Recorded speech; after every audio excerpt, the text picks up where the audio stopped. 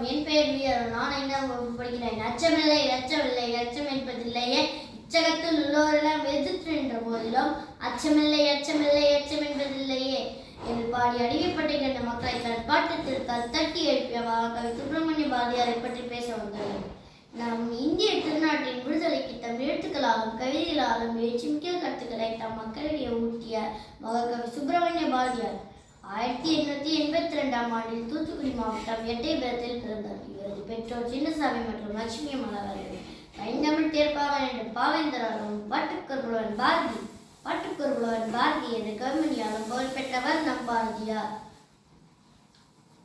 செந்தமிழ் நாடென்னும் போதினிலே இன்பத்தேன் வந்து பாயுது காதினிலே, எங்கள் தந்தையர் நாடென்னும் போதினிலே ஒரு சக்தி பிறக்குது மூச்சினிலே என்று பாடி நம் தாய் நாட்டையும் தமிழ் மொழியை பெருமைப்படுத்தியுள்ளார். பாரதியை நினைத்தால் சுதந்திரத்தின் ஆவேசம் சுருக்கென்று ஏறும், இந்தியன் என்றிடும் நல் இருமாப்பு உண்டாகும்.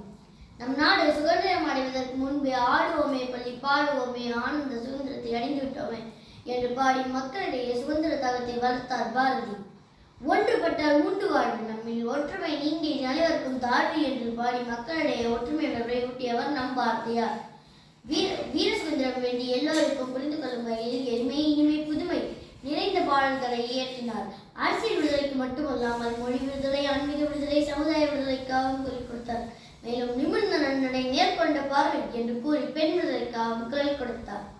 பார்க்குள்ளே நல்ல நாடு நம் பாரத நாடு, ஞானத்திலே மோனத்திலே உயர் மானத்திலே அந்த தானத்திலே கானத்திலே அமுதாக இருந்த கவிதையிலே உயர் நாடு என்று பாடி பாரதியார் வழி நின்று ஒற்றுமையான நம் நாட்டை உயர்த்துவோம். வாழ்க பாரதம், வந்தே மாதரம்.